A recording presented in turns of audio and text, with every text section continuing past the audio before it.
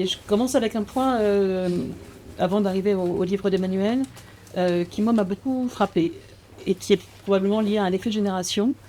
C'est que Merleau-Ponty a longtemps été effacé du paysage de la philosophie française contemporaine, jusqu'à la reprise des études merleau-pontiennes, hein, au début des années 90 et plus encore dans les années 2000. Et finalement, tu t'inscris de cette reprise des études merleau-pontiennes pour vous donner un exemple. En 1990, quand moi j'ai passé l'agrégation, le thème de l'agrégation, oui, les thèmes, c'était l'expression.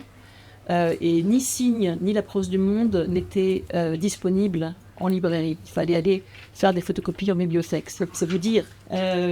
Donc cette profusion depuis une grosse vingtaine d'années de travaux sur Merleau-Ponty disent le contraire de cette scène philosophique que je viens de vous décrire, mais je pense que c'est important de le rappeler. Alors, j'ai de ça ma propre explication. Elle pose que je pense que Merleau-Ponty a saisi à bras-le-corps le grand thème qui était, au moins en partie pour ainsi dire, à la fois le sous-entendu et l'angle mort de la phénoménologie, et qu'il avait transformé en une question ouverte et fondamentale pour son propre travail. Et cette question, c'est la question de l'histoire, la question de l'historicité. Une histoire non entièrement téléologisée, non soutenue par l'inéluctabilité du mouvement dialectique. J'ai une question sur la dialectique, puisque c'est une chose importante dans ton livre, mais pas non plus vouée aux aléas du hasard. Et une histoire qui nous mettait en demeure de penser sa complexité. Alors, si j'ai fait cette espèce d'introduction un peu longue, c'est parce que je pense que complexité, épaisseur, qui bien entendu est un terme merleau-pontien, opacité, ambiguïté, alors ce sont des mots importants dans le lexique merleau-pontien, ce sont des mots qui m'ont longtemps hanté, et je crois que la grandeur, l'utilité du livre d'Emmanuel, plus encore dans la version non seulement remaniée mais augmentée dont on parle ce soir, puisque le livre qui est là est assez différent de l'édition Quimet 2008. Donc c'est presque un autre livre dans la manière dont il a été construit. Et tu t'en expliques au début du livre. Donc que ce livre-là, son mérite est d'avoir cherché et réussi à produire une lecture de Merleau-Ponty qui donne comme clé de cet édifice à la fois dense, passionnant, fondamentalement inachevé que Merleau-Ponty nous laisse à sa mort en 61, qui propose comme clé, donc je vais y arriver, ce que moi je nomme complexité, épaisseur, opacité, ambiguïté, et que tu nommes cette résistance fondamentale du sensible, cette non-transparence du sensible. Alors, deux mots sur l'ambiguïté.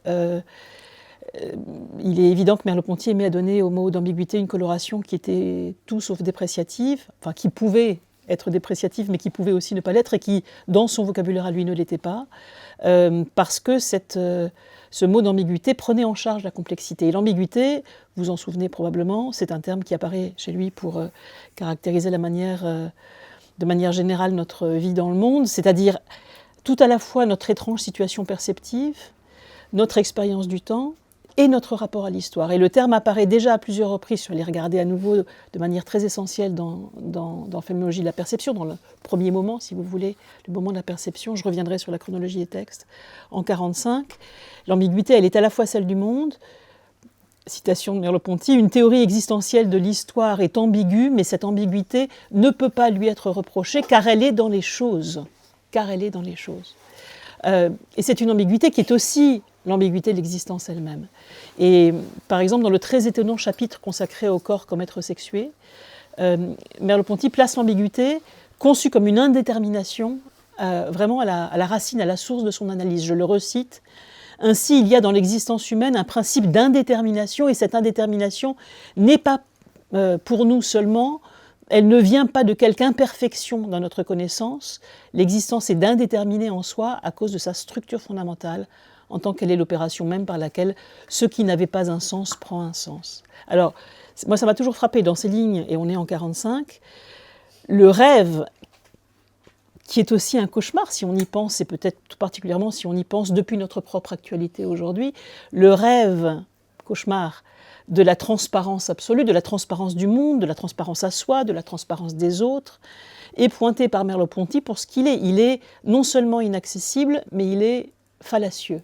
Et je crois que c'est ce fil-là que tu tires. Alors, il est évident qu'il faut attendre le début, enfin il est évident, j'ai l'impression qu'il faut attendre, tu le diras mieux que moi, le début des années 50 pour comprendre à quel point l'ambiguïté se met à constituer ce autour de quoi tourne en permanence toute la recherche merleau-pontienne, et ce qui finit même par donner lieu à une véritable définition de l'activité philosophique elle-même. Alors toute la recherche merleau-pontienne, c'est vraiment le sens de ton travail, du premier Merleau-Ponty, donc le Merleau-Ponty classique avant 1945, jusqu'au tout dernier, le Merleau-Ponty ontologique.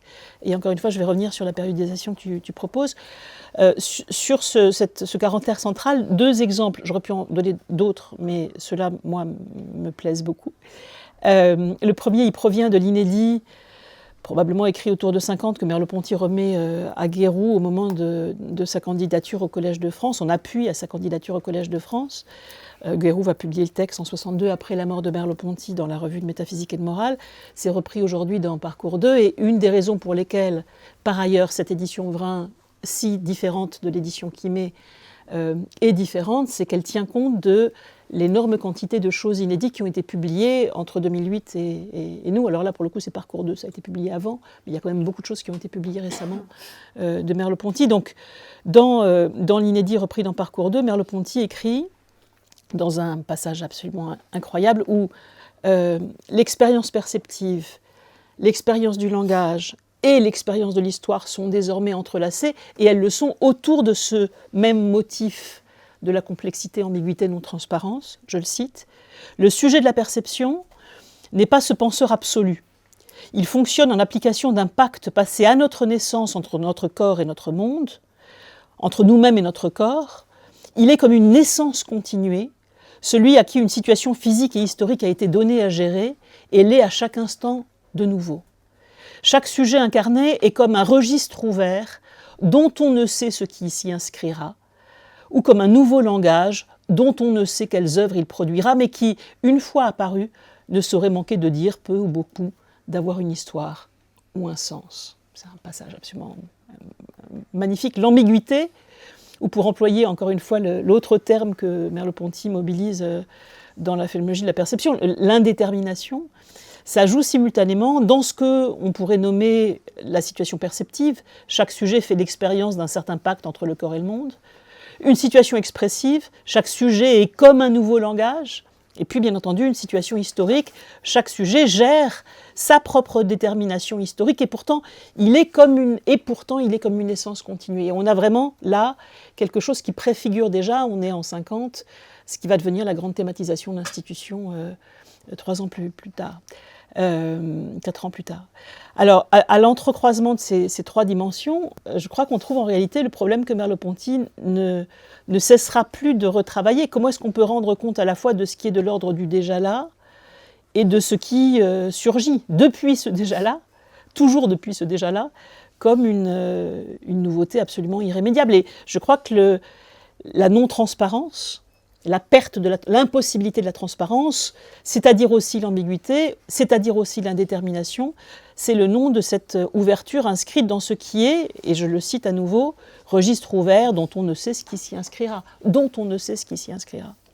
La transparence, je me suis dit en préparant cette intervention, ça serait jouer la partie philosophique en basculant totalement du côté de la détermination, tout est déjà donné. Donc là, pour le coup, c'est transparent parce qu'on sait ce qu'il y a déjà. Ou au contraire, en basculant du côté d'une liberté humaine absolue. Et si vous y pensez, chez Sartre, les 2 aspects, c'est-à-dire la détermination, qui sonne comme une sorte d'assignation ou de condamnation, et puis la liberté absolue, qui sonne comme notre salut par rapport à ce régime de détermination, fonctionnent parfaitement bien ensemble. C'est l'une et l'autre chose à la fois. C'est la saturation de la détermination et donc la liberté absolue, ou le contraire, la liberté absolue dans la saturation de la détermination. Et je crois qu'on a vraiment... Donc c'est le rêve de la transparence des 2 côtés. Chez Merleau-Ponty, la non-transparence, que moi j'appelle l'opacité, mais qui va appeler l'épaisseur, en réalité, c'est exactement l'inverse. Et cette clé de lecture, elle me semble assez valide pour comprendre le différent entre les 2. En 1953, il n'y a pas de transparence philosophique, il n'y a pas de transparence politique, il n'y a que de l'épaisseur et de la complexité, il n'y a que du va-et-vient et de l'incertitude, il n'y a que de l'ambiguïté. Et cette ambiguïté, elle est bonne, dit Merleau-Ponty, parce qu'elle est à la mesure du monde, parce qu'elle est à la mesure de l'épaisseur, de la tessiture du monde. Le deuxième exemple, je ne voulais pas être trop long, que je voulais donner, c'est dans Éloge de la philosophie.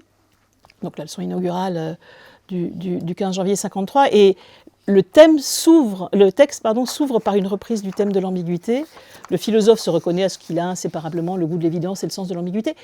Quand il se borne à subir l'ambiguïté, ça s'appelle l'équivoque, elle s'appelle l'équivoque, dit-il. Chez les plus grands, elle devient thème, elle contribue à fonder les certitudes au lieu de les menacer. Il faudrait donc distinguer une bonne et une mauvaise ambiguïté. Et je crois qu'on voit bien, la mauvaise ambiguïté, c'est une paralysie, c'est une équivoque, c'est-à-dire potentiellement une duplicité. Mais la bonne ambiguïté, c'est au contraire l'ambiguïté productive. Et bien entendu, il va rester à comprendre à Merleau-Ponty en quel sens elle peut l'être, productive, et sur quel terrain. Et je pense que tout le travail postérieur de Merleau-Ponty va être consacré à ça. Alors, par exemple, juste après, dans Éloge de la philosophie, Merleau-Ponty retourne à la figure de Socrate. Moi, ça m'a toujours fasciné, ce passage. Et il fait de Socrate l'inverse de la figure du philosophe fonctionnaire ou du philosophe de l'univers académique. Ça m'a toujours fasciné parce qu'il parle de nous, enfin, aussi. Au moins en partie, on aimerait bien que pas, mais... et il va à désobéissance. Oui, voilà. Et puis juste après, il construit à partir du cas Socrate un discours qui est plus large et qui fait s'affronter ce qui, pour Merleau-Ponty, est la vertu de la philosophie vivante en acte. Et cette vertu, c'est qu'elle possède, ce qu'elle possède, je le cite, d'insolite et de presque insupportable. Voilà. L'insolite et le presque insupportable. Et il oppose à ce qu'il appelle l'absolu figé. Et il me semble que l'absolu figé, c'est le produit, le corollaire du rêve de la transparence. Parce que si l'ambiguïté porte en elle la virtualité toujours présente d'une ouverture, d'une nouveauté, c'est vraiment contre l'immobilisation et la clôture qu'il faut se dresser. Fin du paragraphe en question dans Éloge de la philosophie, le tout est vain, le tout est mal, comme d'ailleurs le tout est bien, à chaque fois le tout est vain, le tout est mal et le tout est bien, c'est en italique, qui s'en distinguent à peine, n'appartiennent pas à la philosophie. Le tout, c'est la transparence une fois qu'elle a été obtenue. Alors, j'en viens au livre très, très rapidement d'Emmanuel, encore une fois très beau et très nécessaire. Renaud Barbaras, qui a signé la préface de l'édition de 2008, qui est reprise dans cette édition-ci, en souligne une qualité qui est effectivement, pour moi, une chose essentielle. Renaud dit « Il redonne de l'étrangeté à l'entreprise merleau-pontienne ». Ça, je trouve ça magnifique comme idée. C'est-à-dire qu'on a tellement parlé, publié, après avec ce long silence dans lequel, ce long oubli dans lequel Merleau-Ponty était tombé, que redonner l'étrangeté, c'est restituer l'ambiguïté. C'est le sortir de ce rêve de transparence. Et il le fait précisément, Emmanuel, en tirant le fil extraordinairement efficace d'une critique de la transparence. Et en même temps, on pourrait dire, il le fait avec une telle connaissance du corpus. Encore une fois, moi je suis prêtée au Merleau-Pontien, mais je ne fais pas partie de la profession. Un corpus qui, encore une fois, ces dernières années, s'est considérablement enrichi en publications, de cours, d'inédits, etc., qu'il peut aujourd'hui proposer une scansion de l'itinéraire merleau-pontien, mais d'une scansion d'une autre manière. C'est-à-dire, finalement, rendre accessible dans sa complexité Merleau-Ponty, dans son élaboration interne, dans l'exigence qui était la sienne, sans jamais céder à l'idée qu'il faut épingler Merleau-Ponty comme un papillon dans une boîte. Alors, c'est probablement le grand changement de cette édition, c'est pour ça que je vous incite à acheter le livre, qui en fait en réalité aussi un nouveau livre par rapport au livre de l'édition Quimet, puisque aux trois grands moments traditionnellement adoptés, une première phase jusqu'en 1945, donc la phénoménologie de la perception placée sous le signe de l'analyse précisément l'expérience perceptive, une seconde phase intermédiaire jusqu'en 1953, en gros, qui serait essentiellement la phase de l'intérêt pour le langage et la littérature, donc la philosophie de l'expression, si vous voulez, et puis une dernière jusqu'à la mort de Merleau-Ponty, donc 1961, et qui serait le grand moment du tournant ontologique. À cette scansion-là, Emmanuel, dans cette version, a ajouté un quatrième moment, qui est le chapitre 4 du livre, qui est entièrement inédit. Alors il y a aussi des remaniements le long du livre, mais celui-là est totalement inédit, qui effectue le passage complexe et crucial d'une philosophie de l'intuition à une philosophie de l'institution. Et ce passage-là, il n'était pas marqué dans l'édition Quimet. il apparaît là, mais je pense qu'il apparaît aussi parce que tes travaux à toi se sont déplacés, parce que les approches de Merleau-Ponty, je me souviens que le colloque qu'on avait fait sur Merleau-Ponty politique, c'était il y a 10 ans, 11 ans, je ne sais plus, ont permis de considérer les choses autrement. Ce passage de l'intuition à l'institution, c'est toute la question de l'intersubjectivité, c'est toute la question de l'historicité, c'est toute la question du social et du politique. Et ce passage-là, il a probablement été le lieu où la critique de la transparence, en tout cas pour moi, s'est faite le plus aigu, à commencer par le refus très patent de tout fondationalisme chez Merleau-Ponty. Il n'y a pas de terme premier. Il n'y a pas de terme premier du point de vue linguistique, mais il n'y a pas de terme premier du point de vue social et du point de vue politique. Et je vais laisser à Emmanuel et aux auditeurs le choix de la réponse à l'épineuse question que je me pose en permanence. Je crois que j'ai une demi-réponse quand même, mais je ne suis pas sûre de faire l'unanimité. Est-ce que c'est encore de la phénoménologie ? Ça se discute, hein. Mais peut-être que la question n'est pas si importante que ça. Ce qui importe en revanche, me semble-t-il, c'est que dans la complexité de la non-transparence, se dessine une possibilité de pensée différente qui me paraît être particulièrement nécessaire pour affronter le monde, notre monde, aujourd'hui en 2025. Une philosophie, tu dis, des milieux et des médias, c'est ton expression. Et je trouve ça très très stimulant si par milieu on désigne à la fois ce qui n'est pas le début et ce qui n'est pas la fin, prendre les choses par le milieu, disait Deleuze, mais aussi le nom d'un espace d'interaction et de détermination réciproque et permanente entre le sujet et ce qui l'entoure, le sens canguilhémien, si vous voulez, du milieu. Et si par médias, on entend des médiations, des formes de relations, des mises en rapport, qui s'établissent entre des choses existantes, qu'elles ne produisent les choses qui existent, qu'elles ne les produisent. La relation n'est pas seconde par rapport aux choses existantes, elle est matrice de production. Et c'est, dit Emmanuel joliment dans une des dernières pages de son livre, une philosophie à faire, qui appelle une pratique sensible, la résistance du sensible. Et moi, du coup, je pensais au tout dernier mot de la dernière note de travail du visible et l'invisible. Vous vous en souvenez peut-être, moi ça m'obsède assez. Matière ou vrai, homme, chiasme. Voilà. Merci Judith. Avec Judith, nous ne sommes pas concertés, mais nous approchons le livre de deux angles différents et très complémentaires, puisque ce qui m'a évidemment intéressé, c'est la méthode, ce aussi qui t'a intéressé, et qui m'a toujours intéressé, moi, depuis mes premières recherches. Enfin, d'abord, je salue la réédition et la manière dont tu l'as fait. C'est d'abord un ouvrage que j'avais lu, plutôt court, et je ne m'attendais pas, lors de cette présentation, à devoir précisément le relire, puisqu'il a grossi d'un tiers, ce qui est une manière de faire assez peu fréquente aujourd'hui, mais ce serait presque ton monde comme représentation, comme volonté.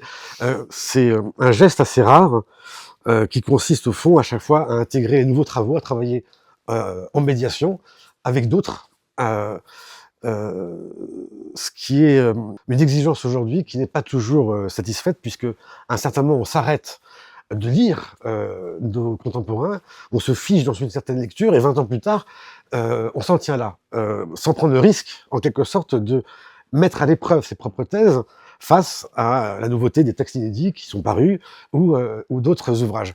Donc déjà dans le geste méthodologique, déontologique presque j'aurais dire, c'est à saluer. Voilà. La deuxième chose, c'est effectivement son actualité. Alors là Judith l'a dit, et c'est ce qui fait aussi la singularité de Merleau-Ponty dans ce paysage. Il faut saluer Renaud Barbaras d'avoir ouvert le champ. Judith l'a dit, avant les années 90, Merleau-Ponty n'était pas étudié. Il avait les mêmes faveurs que Bergson en ce temps-là, ce qui montre, s'agissant d'institutions, à quel point ce sont des gestes contingents qui peuvent décider des voies exploratoires qui sont aujourd'hui les nôtres. Et déjà, tu parlais de cette résistance du sensible, cette critique de la transparence, qui me parle beaucoup. Je rejoins, et par d'autres voies, la critique de la transparence telle que Jean-Luc Chrétien l'a fait, et qui avait un certain goût pour Merleau-Ponty. Il a consacré un article, alors qu'on le rapproche plutôt de Lévinas, de Michel Henry ou tant d'autres. Et en fait, c'est peut-être l'article le plus favorable qu'il ait fait adressé à un phénoménologue. Et la raison est simple, la critique de la transparence, c'est une défense du monde. Donc avant de déplorer la fin du monde, etc., il faut d'abord l'aimer, enfin, genre, il faut d'abord l'envisager comme tel. Et on serait surpris à quel point nombre de philosophies aujourd'hui, par ce goût de la transparence, s'échappent du monde, refusent de le penser et de l'habiter. Soit par le bas, c'est-à-dire l'émotion, le sentiment, c'est-à-dire cette puce transparence où on est les uns aux autres sans médiation, et qui est un refus de toute médiation et un refus du monde, de cette résistance, soit par le haut, par Dieu, on va le voir, on va dire un point au-delà qui permet en quelque sorte, et c'est pour ça que je parlais de la Nietzsche, mais de résorber cette résistance, d'avoir ce regard de point de vue de Sirius que tu dis une fois, qui permet en quelque sorte aux monades que nous sommes d'enlever toute cette opacité qui constitue le monde comme tel. Aujourd'hui, oui, il y a un refus de la loi. Il y a quelque chose qui m'effraie. Et un goût de cette revalorisation d'émotions, même en politique, qui, quand bien même elle serait guidée par la fraternité, etc., peut se retourner dans une terreur pas possible. On l'a vu dans bien des moments de l'histoire. Donc, résistance, vous êtes peu. Voilà, Merleau-Ponty, Renaud Barbaras, ou quelques-uns, vous serez assez surpris, voilà, que peu considèrent à ce point le monde comme une question. Maintenant, c'est la question méthodologique qui m'a intéressé. Puisque tu le dis, c'est la méthode que tu recherches, c'est de dire que, et là on peut se rejoindre, et d'une certaine manière, sans parler de moi, mais je parle de mon point de vue, c'est essayer de penser que tout de même, quelque chose comme une architectonique ou une structure dans des philosophies qui n'en ont pas, ou qui refusent l'idée de système. C'est-à-dire qu'il ne faut pas prendre l'alternative comme soit il y a les systématiques qui font des belles cathédrales, et puis les autres qui explorent à tâtons sans quelque sorte disposer d'une méthode bien particulière que précisément tu mets en relief et qui se veut opératoire et disposée autrement, mais qui a sa rigueur propre. Et c'est évidemment moi ce qui m'intéresse aussi de mon côté, par exemple avec Bergson, c'est-à-dire chercher au fond ce qu'il y a de plus structural chez ceux qui ne s'intéressent pas à ces questions-là.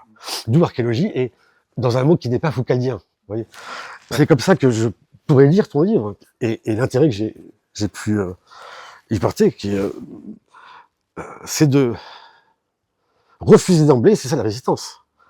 On va dire, si on devait parler par rapport à un système, et prenons la Nietzsche. Le refus du système, c'est d'abord cette acceptation de cette tâche aveugle, de ce point aveugle, c'est-à-dire ce refus du point de vue de Sirius. C'est-à-dire faire en sorte qu'il n'y ait pas un point de vue surplombant, qui serait le point de vue de Dieu, le point de vue géométral de toutes les perspectives, qui justement résorberait toute opacité entre les points de vue. À partir du moment où on se refuse ça, on se refuse, si je puis dire, un système, d'où descendrait de façon déductive, logique, le reste, on s'immerge dans le sensible, et on accepte précisément cette absence-là, qui va progressivement apparaître, non pas comme ce principe à rechercher, mais comme cette lacune fondamentale. C'est ça qui est extraordinaire. Cette acceptation qu'il n'y en a pas, et qu'il faut penser autrement, notre rapport au monde, voilà, indépendamment de cette recherche désespérée d'un point de vue de Sirius, un point de vue géométral, ce qui fait que c'est un refus, si je puis dire, de partir d'un principe. Ta méthode, et c'est pour ça que, d'une certaine manière, je vois quelque chose comme un rapport avec Bergson, elle est archéologique dans ce sens-là où on ne progresse pas en posant des concepts fondamentaux, des principes sur lesquels, si je puis dire, on fait jouer leur valeur opératoire pour progressivement monter, de conséquence à conséquence, approfondir. On part, en quelque sorte, du milieu perceptif pour buter sur les difficultés d'analyse, les points de fracture qui vous obligent à dépasser le point de vue dans lequel nous sommes vers un autre qui n'était pas compris et qui oblige en quelque sorte à reculer et non pas avancer. D'où l'archéologie. Donc c'est vraiment cette démarche-là que je vois, et dans la manière dont tu l'as repris, rend encore plus intéressant le livre que tu y inclus justement la dimension de l'institution. Tu pars donc de Merleau-Ponty, Phénologie de la perception. Tu le dis, et c'est ce que j'ai dit, enfin, une phénologie, en fait, comporte toujours un point aveugle, et ça, c'est en fait principiel, c'est vraiment ce refus du système qui a déjà pesé là, et qui va tendre déjà, en fait, voilà, à, métaphysiquement, être l'invisible, la chair, c'est ce qui est déjà comme un faisceau qui tend vers quelque chose qui est lacunaire. C'est montrer que la phénologie ne se suffit pas à elle-même. Et je rejoins Judith. Qu'est-ce que la phénologie? Est-ce que la phénologie peut se clôturer ou n'inclut pas autre chose qu'elle-même par définition? C'est-à-dire que dès l'origine, il y a comme une sorte de contrainte qui oblige à dépasser le milieu perceptif. Et c'est ce que tu vas faire au chapitre suivant. C'est-à-dire que le passage de la perception au langage, c'est pas quelque chose qui est déduit. Tu le dis, il y a quelque chose qui résiste. C'est-à-dire qu'en fait, tu pars à chaque fois, à chaque étape du travail merleau-pontien, non pas du principe certain sur lequel on peut s'appuyer, le point fixe de Descartes. Tu parles précisément du point de résistance, de ce qui résiste à toute l'analyse. Ce qui oblige en quelque sorte à reculer et à penser autrement. Je cite encore page 43, il n'y a pas de perception, il n'y a de perception que là où quelque chose résiste à sa saisie intégrale. C'est quelque chose, si je puis dire, qui est comme structurellement nécessaire à cause de la résistance, qui oblige en un sens, par rapport à un milieu qui ne peut plus rien expliquer, nous oblige à le dépasser autrement. Voilà. Ce que j'appelle archéologie, c'est qu'on descend. Et ce qui n'est pas inclus dans le perceptif, c'est le langage, l'expression. L'expression, au fond, c'est ce phénomène transindividuel qui exige une idéalité propre que ne contient pas le moment perceptif. Ce qui fait que, au fond, tu le dis, tu décentralises, tu désubjectives. Et d'ailleurs, c'est au fond une critique qu'ancienne, c'est-à-dire qu'en fait, on ne peut pas transcendantaliser. C'est-à-dire que l'erreur, et c'est ce qui fait que c'est un geste, à mon avis, commun de la phénologie française, c'est qu'on ne peut pas, à partir d'une expérience, penser les conditions de possibilité, puisque précisément, elle-même résiste. Il y a des points de résistance qui nous obligent en un sens à la dépasser autrement. Donc, pensée transcendantale, si je puis dire, c'est bloquer le niveau. C'est faire comme si, au fond, à défaut du point de vue de Sirius ou de Dieu, on s'en donne un autre, absolu. La subjectivité, l'homme, ce sera ce Dieu par défaut. Ce qui appelle, on va voir précisément une démultiplication des centres perspectifs. C'est-à-dire que c'est un chapitre dont tu parles, le perspectivisme, mais je pense que le rapport ou le rapprochement entre Leibniz et Merleau-Ponty est très intéressant à cet égard. Donc, l'expression, là, t'amène, au fond, à dilater ou à sortir du sujet et tu t'intéresses à la linguistique structurale. C'est quand même intéressant, voilà, c'est Saussure, toi, qui va t'interroger. Et donc, pas n'importe quelle analyse linguistique. C'est quand même tout ce qui relève du diachronique, du synchronique et de l'analyse structurale. Voilà. L'expression elle-même, au fond, t'amène avec comme un nouveau point de résistance à quelque chose précisément qui va servir de levier et qui est ta grande nouveauté puisque ces cours sont sortis plus tard, c'est celui d'institution. Et ça, c'est formidable. Ça veut dire que c'est précisément ça qui permet, au fond, le passage, encore un passage, du langage à l'histoire. C'est-à-dire, au fond, la nécessité de l'intersubjectivité.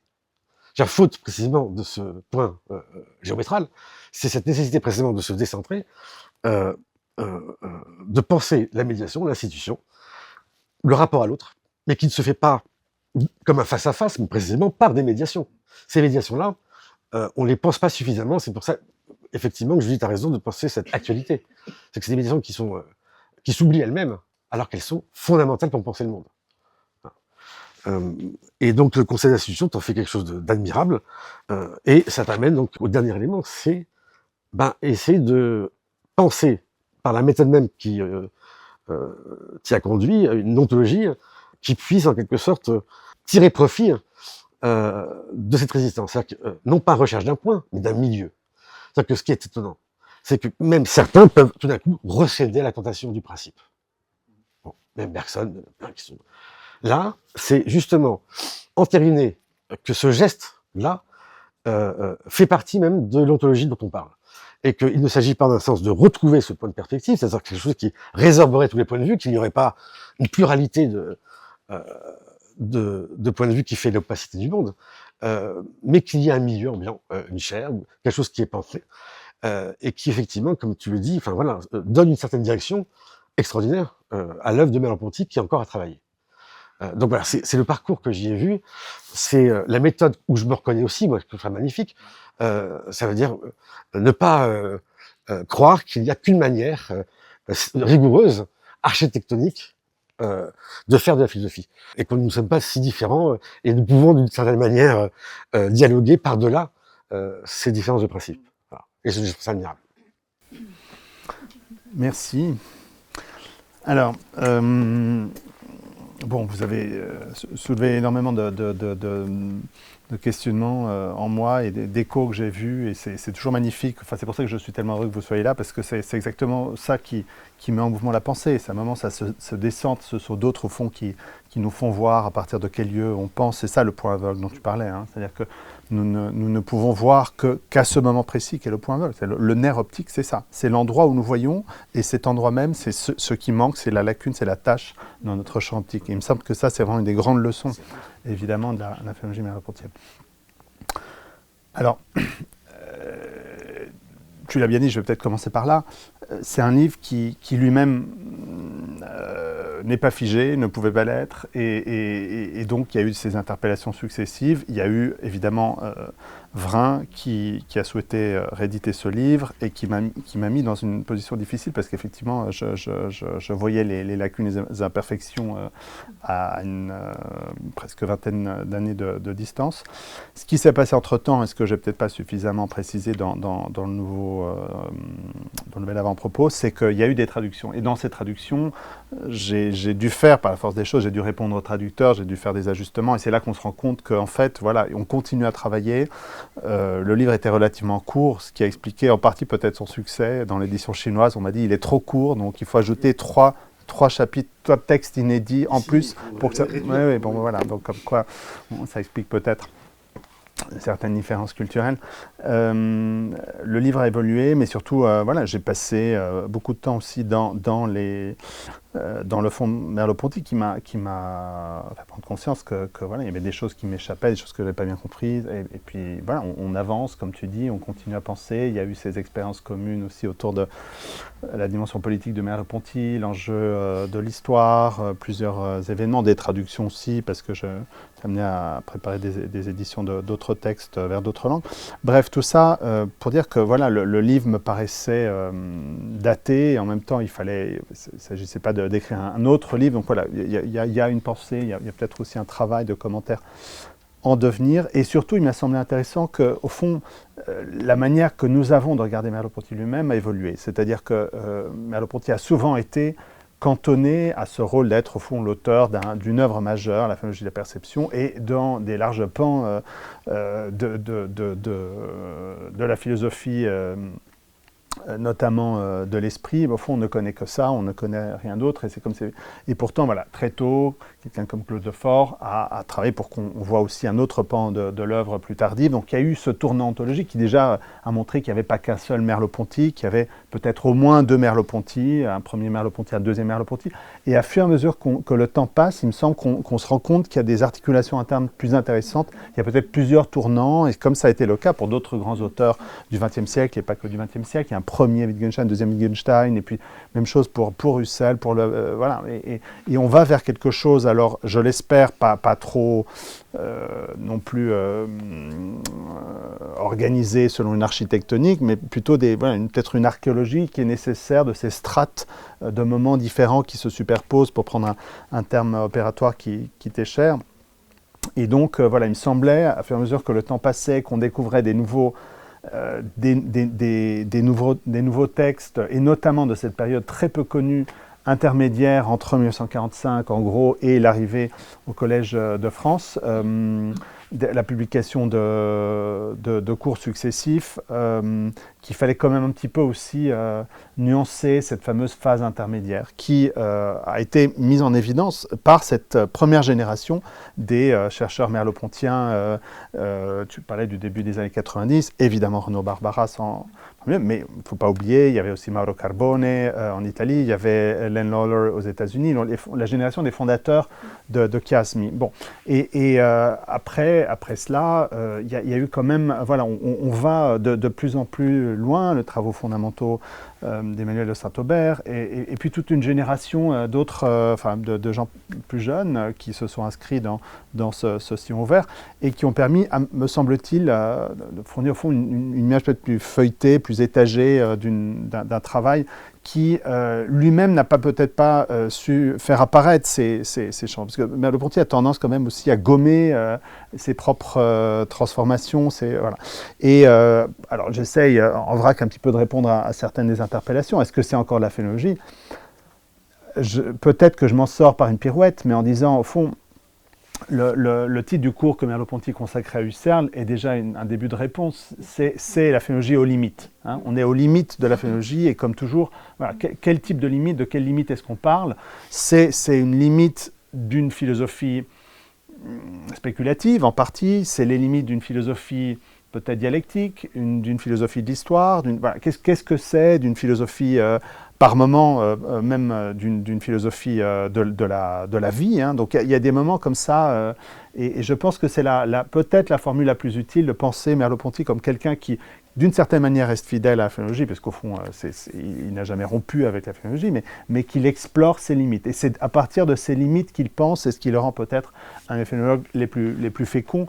Mais au fond, est-ce qu'il y a des philosophes dans la tradition phénologique qui n'ont pas toujours fait ça. C'est-à-dire que c'est à partir de l'aporie que les œuvres, les commentaires les plus intéressants ont été produits, que ce soit Derrida, que ce soit Lévinas, que ce soit même Ricoeur. C'est-à-dire, c'est à partir de là qu'il faut, je crois, penser ce type de rapport à une phénologie, disons, husserlienne plus classique. Donc, introduire des scansions internes. Donc, j'ai proposé, enfin, c'est la proposition que je fais, hein, qui vaut ce qu'elle vaut, de dire il y a au fond 4 moments, il faut distinguer 4 moments. Une première phase sur laquelle, je crois, à peu près tout le monde est d'accord, qui insisterait donc sur ce moment que j'appelle la situation perceptive, et je préfère ajouter la dimension située, parce que ça nous permet déjà de sortir d'une espèce de philosophie de la conscience, qui me semble très, très, très marquée. Et après tout, il ne faut pas l'oublier, mais la structure de comportement, c'est un Merleau-Ponty qui sort d'une première phase qui n'est pas encore tout à fait husserlienne. C'est-à-dire que Merleau-Ponty ne naît pas husserlien, il le devient. Et beaucoup de philosophie du comportement, psychologie du comportement, et puis voilà, il y a d'autres traditions qui le forment, un spiritualisme français notamment. Bon. Ensuite, une phase intermédiaire, là aussi, tout le monde est d'accord, il y a une sorte de tournant expressif qui est dû au fait, et tu y faisais référence, qu'il découvre, et probablement parmi les tout premiers en France, l'œuvre de Saussure. Et je me souviens toujours de cette remarque de Ricoeur qui dit, bon voilà, il a brûlé l'étape de la linguistique, n'importe quoi. C'est-à-dire que c'est vraiment un des premiers qui a pris au sérieux. C'est rare qu'on découvre que Ricoeur se trompe à tel point, mais là c'est évident. C'est vraiment le premier qui a lu, je crois que tu serais d'accord. Le cours de la Sorbonne de 40 ans. Voilà, c'est quand même impressionnant. Et il en a plusieurs dans ces années-là, même des cours inédits dont on n'a plus de traces. C'est-à-dire qu'on voit très bien qu'il travaille Saussure et toute la linguistique, donc des gens un petit peu moins présents aujourd'hui, Gustave Guillaume, Andriès, Troubetskoy, enfin tout le cercle de Prague, etc. Donc il y a ce tournant, enfin je ne veux pas dire qu'il y a un tournant structuraliste, mais il comprend qu'il y a un problème, et c'est à partir de cette confrontation avec le structuralisme qu'il comprend qu'au fond, le projet husserlien ne pouvait fonctionner qu'en revient le problème de l'idéalité, c'est-à-dire qu'est-ce qui persiste, quelle est cette essence qui se manifeste, mais qui persiste à travers les variations. Voilà, comment à partir des variations, il y a quelque chose comme une consistance eidétique, et au fond, voilà, c'est à travers, encore une fois, le détour par la linguistique structurale, qui comprend que toute identité n'existe que par différence, dans un champ qui est lui-même organisé, qui est un champ évidemment clôturé. La critique, on la connaît du post-structuralisme à l'égard de ce type de structuralisme saussurien, mais c'est un champ dont Merleau-Ponty dira qu'il faut le penser en termes de champ sensible. C'est-à-dire que ce champ sensible est un champ, je ne sais pas si tu serais d'accord, est un champ au fond qui est inscrit, qui est situé et qui ne flotte pas. Ce n'est pas le libre jeu infini du flottement des signes, mais c'est vraiment quelque chose qui doit être réinscrit dans un champ, et c'est là qu'il va phénoménologiser, on pourrait dire, cette notion de diacritique qui lui permet de lire Saussure. C'est un terme qui permet de distinguer le principe quasiment d'individuation des signes dans l'herméneutique d'Alexandrie, quasiment des philologues, pour essayer de déterminer la nature de ce signe qui n'existe que par différence, qui n'existe que par détermination extérieure de ce qu'il est, parce qu'il ne possède pas une identité en propre. Donc absence de fondement, absence d'identité, absence de détermination première, mais qui n'est pas tout simplement une espèce d'abîme de sens. Donc on n'est pas du tout là-dedans. C'est-à-dire que, je ne sais pas si je rejoins ta lecture aussi, mais voilà. Donc post-fondamentalisme, absence de principe, tu disais, mais ce n'est pas tout simplement pour regarder l'abîme et voilà, absence de fondement, mais il me semble qu'une manière de reformuler ce que tu appelais, si joliment, cette espèce d'absence de... C'était quoi ta formule de fondement, de lacune fondamentale, c'est le point aveugle. C'est que le point aveugle, c'est pas tout simplement le vide, c'est il y a un moment indéterminable qui permet de déterminer. Et en fait, c'est la case vide des structuralistes, mais qui bouge, mais qui va être reprise autrement à partir d'une situation qui est fondamentalement ouverte. Et c'est ça la grande avancée, c'est-à-dire que c'est pas parce que nous avons une clôture du champ, mais parce que la situation perceptive est fondamentalement finie. Mais qu'elle soit finie, il ne veut pas dire qu'elle est clôturée. Donc c'est ça, elle est finie au sens où elle n'est pas infinie, et c'est ce qui distingue justement le milieu de quelque chose qui serait déterminé par avance. Le milieu est limité, mais il n'est pas délimité. Donc voilà, c'est là-dessus que ça se joue. Et là, effectivement, bon, ça c'était déjà la première version du livre qui m'amenait ensuite à reprendre, mais comme tant d'autres, la question du tournant ontologique, qu'est-ce qui se passe, et un tournant qui évidemment est échelonné, qui se fait en plusieurs années, on ne peut pas le dater, ce tournant ontologique, il se fait progressivement, voilà, et évidemment il s'agit aujourd'hui de comprendre le sens de ce tournant, qu'est-ce que ça veut dire, pourquoi est-ce que Merleau-Ponty a eu besoin d'un retour aux questions ontologiques. Donc c'est ce que j'appelle dans le livre l'être à distance, qui est un être d'inhérence, mais un être d'écart. Enfin voilà,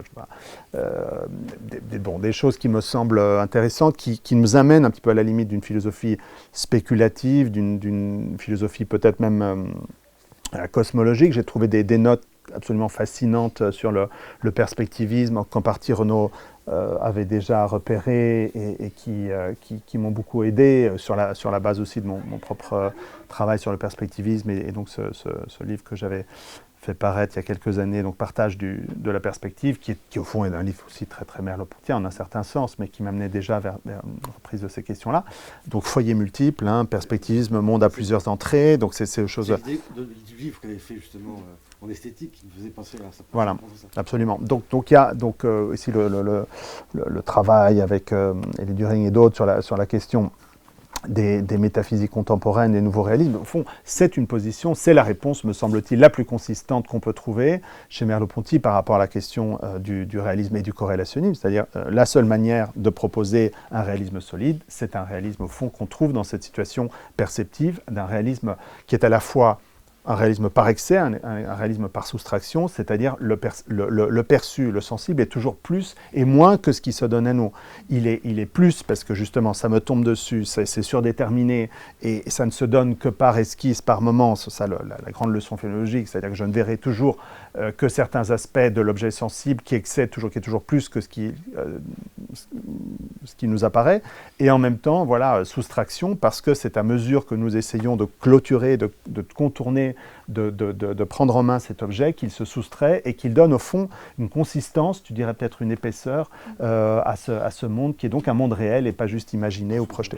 Pardon ? Profondeur, comme le dit aussi. Oui, c'est ça, voilà. Bon, et entre ces moments-là, et en expression et ce tournant ontologique qui m'intéressait à la fin et qui m'amenait vers cette intuition d'une diaphénoménologie, donc d'une phénoménologie de l'apparaître à travers, avec cette thèse, il n'y a pas d'apparaître pur, il n'y a que du transparaître, de l'apparaître qui est donc inhérent à des milieux qui font apparaître et sans être pour autant transparents, mais qui sont donc des milieux diaphanes qui laissent apparaître et impriment dans ce qui laisse apparaître une sorte de marque, une sorte comme ça en filigrane de leur propre productivité. Il y avait donc effectivement une phase nouvelle qui m'a intéressé et qui a fait donc qui m'a fait prendre conscience qu'il fallait un chapitre nouveau qui s'appelle Histoire et tout simplement les différents processus de devenir que sont les sociétés humaines, mais que sont aussi la question de la biologie. Donc, en fait, tous les cours sur la nature, ça m'a paru assez tardivement. Il fallait les lire à partir de ce tournant que j'ai appelé le tournant dialectique, avec quelques réserves, mais finalement, je m'y suis résolu. Un tournant qui est dû, philologiquement, manifestement, à des lectures aussi d'auteurs dialectiques. Il y a, voilà, donc ça c'est une question que je voulais te poser. Ouais, c'est peut-être... Justement, est-ce que ces dialectiques, c'est comme il a un vrai dialogue qu'il a tout le temps avec ce concept de dialectique chez Hegel, parce que je me pense que la manière dont il procède ne l'est pas. C'est autre chose qu'il construit, et lorsqu'il parle d'hyperdialectique ou d'autres, voilà, c'est qu'il est en prise avec ce concept-là qui est régnant à l'époque.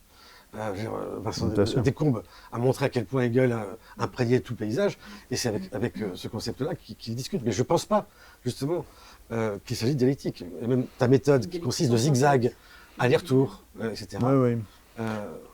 Je ne tiens pas particulièrement à ce mot. Il me semble que c'est un moment. Dans le sens où, malgré tout, on revient, enfin, il y a quelque chose où il s'agit, avec l'ontologie du visible, d'englober, de ne pas renier tout ce qui a été acquis. C'est-à-dire que le mot de tournant te gêne. Oui, me gêne. Parce que alors, il est bon, je comprends la gêne parce que on passe son temps, après on revient au début.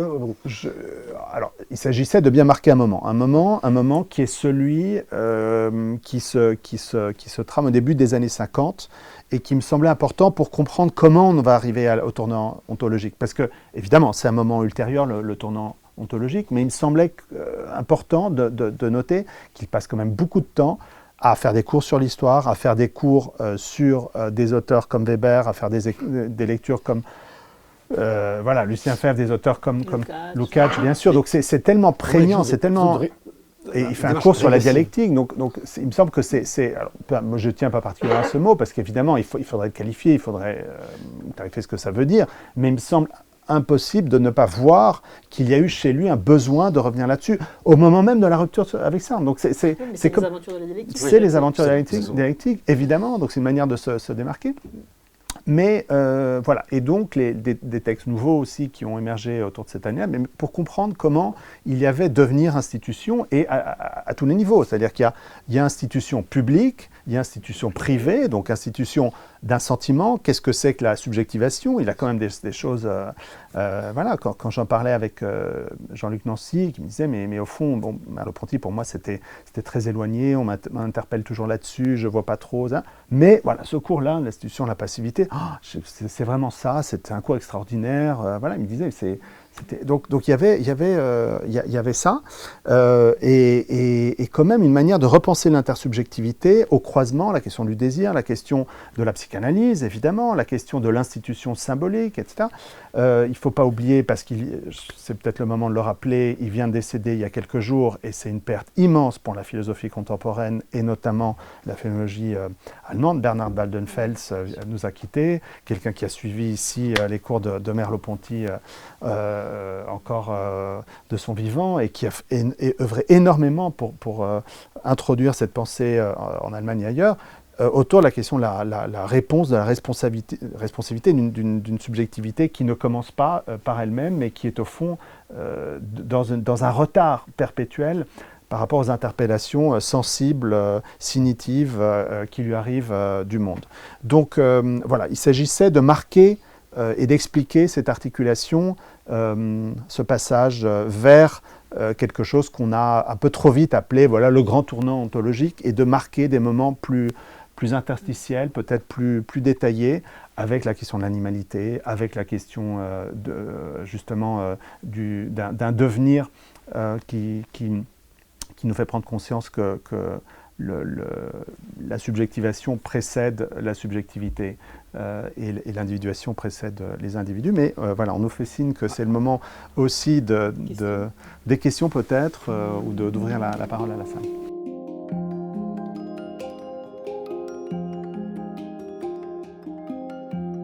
Il se trouve, je ne sais pas si c'était appliqué dans votre question ou pas, mais il se trouve que j'ai effectivement utilisé ce passage-là en épigraphe du livre. Voilà, la colombe légère, quand dans son libre vol, elle fend l'air dont elle sent la résistance, pourrait se représenter qu'elle réussirait encore bien mieux dans l'espace vide d'air. C'est ainsi justement que Platon quitta le monde sensible, parce que celui-ci impose à l'entendement de ses étroites limites et qu'il s'aventura au-delà de celui-ci sur les ailes des idées dans l'espace vide de l'entendement pur. Il ne remarqua pas que malgré tous ses efforts, il n'avançait nullement, car il ne rencontrait rien qui s'opposât à lui et qui fût susceptible de lui fournir pour ainsi dire un point d'appui sur lequel il put faire fond et appliquer ses forces pour changer l'entendement de place. Donc voilà. Voilà, que je l'ai prévu de là. Voilà, merci beaucoup. Voilà. Je vais prendre combien de pages. Merci.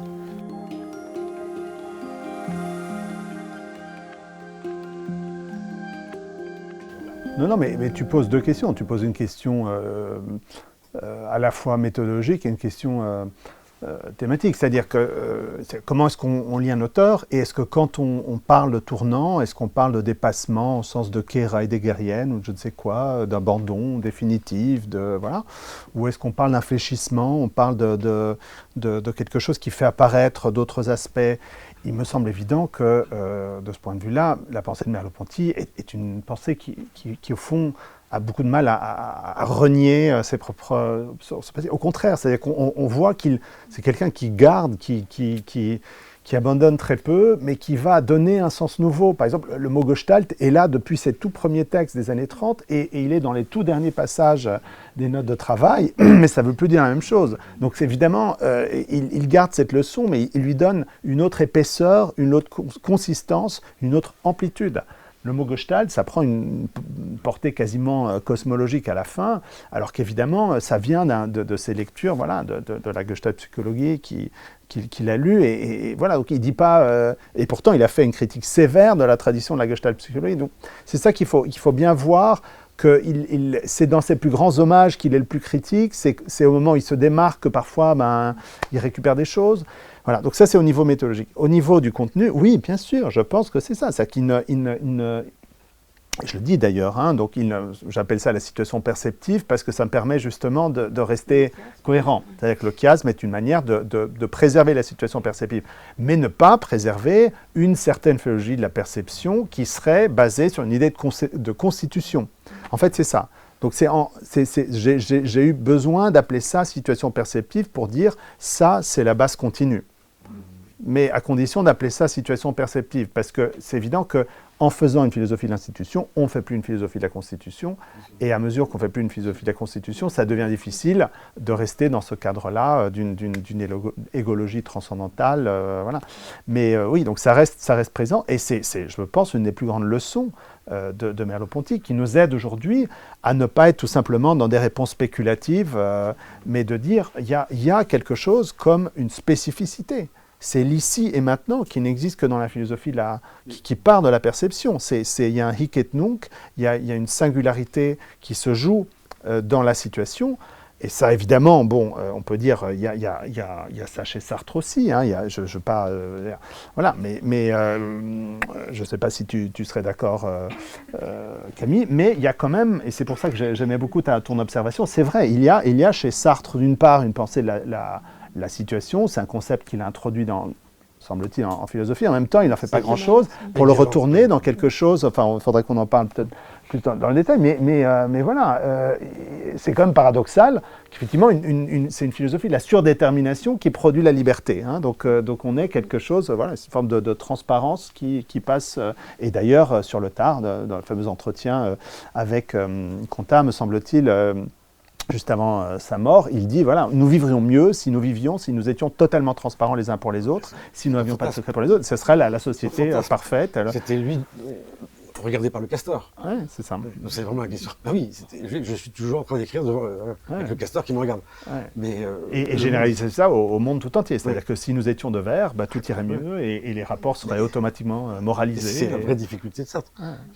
Mais pour revenir à ce que dit Ovidio, mais ouais, l'idée d'approfondissement me semblait quelque chose aussi qui pouvait convenir, parce qu'il ne s'agit jamais de renier ce primat, mais au contraire, voilà, par un moment régressif, voilà, d'en revenir à cette ontologie qui permet de la penser réellement. Et c'est vrai que le tournant me gêne. Enfin, d'abord parce qu'il est indéterminé, qu'on peut l'entendre de la même manière, et puis c'est pas un navigateur d'historique de recherche. Enfin, on va où? Enfin, c'est un mot qui... Voilà, approfondissement, la manière dont tu penses la méthode, avec des concepts opératoires, me semble beaucoup plus probant. Oui. Bon, après, voilà, il me semble que dans la littérature, critique, hein. c'est le mot de tournant expressif qui s'est imposé et de tournant ontologique. Et il me semblait donc tout à fait légitime de montrer qu'il y a, à condition que nous acceptions cette terminologie de tournant ontologique et de tournant expressif, il me fallait quand même insister aussi sur une autre... voilà, c'est une inflexion qui, à mon sens, indique quand même le sens d'un tournant. Une inflexion, c'est une manière de se réorienter. La philosophie de Merleau-Ponty est une philosophie de l'orientation. Voilà. Et c'est une philosophie de la perspectivité qui donc se tourne, et parfois vers des objets nouveaux, et on ne voit que d'un certain point de vue. Et en se tournant vers quelque chose, c'est à mesure que nous ne voyons pas tout que nous voyons quelque chose. Mais on peut voir aussi ce qu'on avait vu avant. C'est-à-dire que c'est un point de vue qui réenglobe, le point de vue précédent, si je puis dire. En perdant aussi, voilà, tout gain s'accompagne d'une perte. C'est peut-être ça la réponse à la philosophie systématique. Ah oui, mais là, Bon, merci à vous tous.